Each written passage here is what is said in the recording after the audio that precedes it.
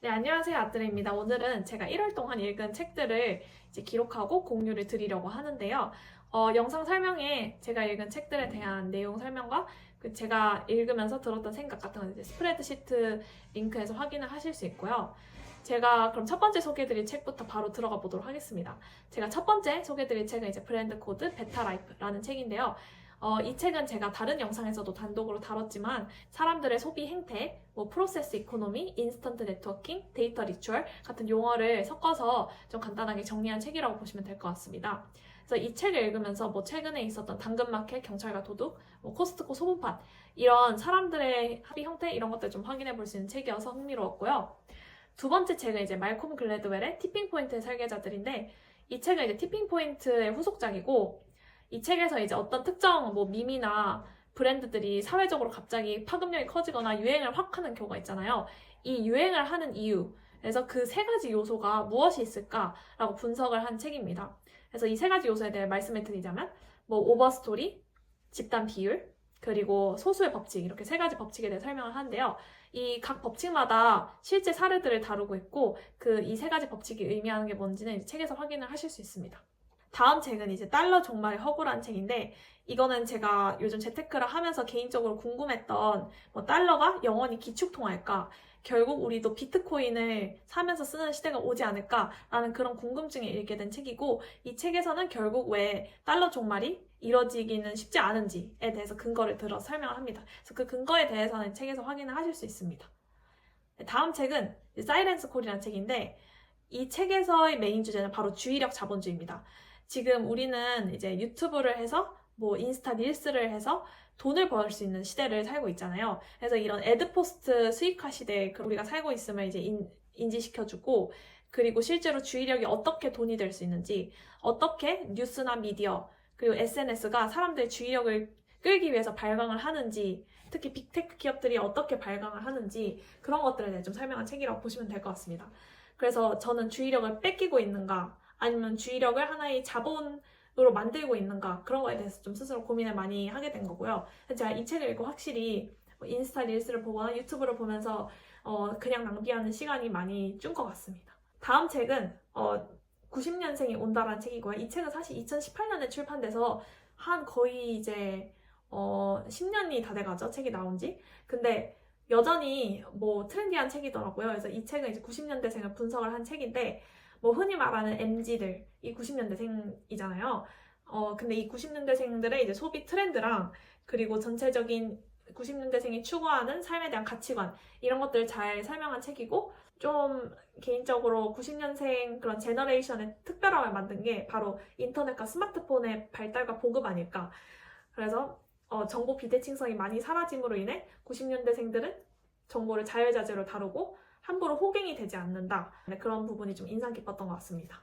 그리고 다음 책은 화이트 스페이스 전략이라는 책인데 이 책은 살짝 어려웠고 왜냐하면 좀 경영 전략 쪽 책이어서 그래서 결국 이 책에서 얘기를 하는 거는 고객 가치 창출이 정말 중요하고 안주하지 마라. 비즈니스 형태를 계속 바꿔라 라고 하면서 이제 넷플릭스와 블록버스터 사례를 예시로 듭니다.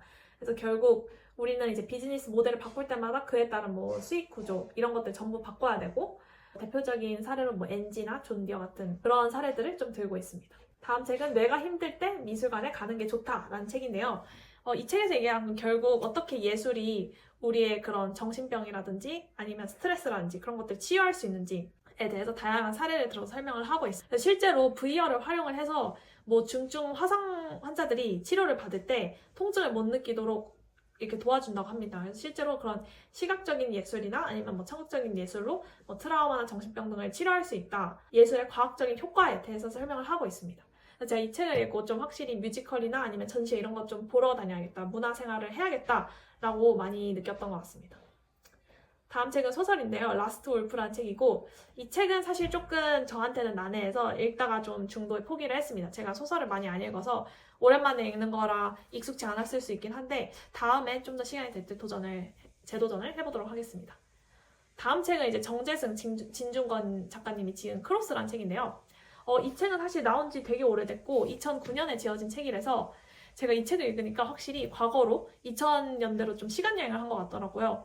그래서 2009년에 지어진 책이어서 그 2009년의 시점에서 앞으로의 미래를 바라보는데 그중에서 뭐 맞춘 것도 되게 많더라고요. 그래서 당시에 바라본 21세기의 미래를 담은 게 정말 특이했고요. 그때는 스타벅스가 비싼 축일 때더라고요. 그래서 지금은 스타벅스보다 비싼 커피들이 진짜 많은데 그때만 해도 스타벅스는 사치다라고 사람들이 생각을 했었잖아요.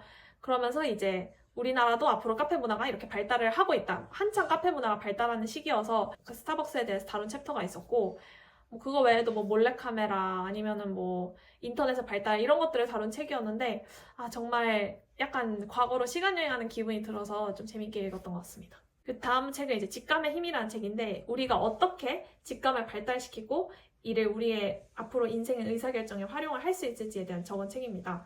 그래서 이제 직감과 직감의 차이도 알 수 있고 직감에 어떤 종류가 있는지 그리고 우리가 이 능동적인 직감을 잘 활용하는 방법에 대해서 이제 얘기를 한 책이고요. 결국에는 우리 자신을 잘 알아야 된다. 우리의 그런 신체적인 반응, 아니면 인지적인 반응, 아니면은 이제 감정적인 직감 이런 세 가지 종류의 그런 직감을 활용을 해서 좀 인생의 선택을 잘 해야 된다고.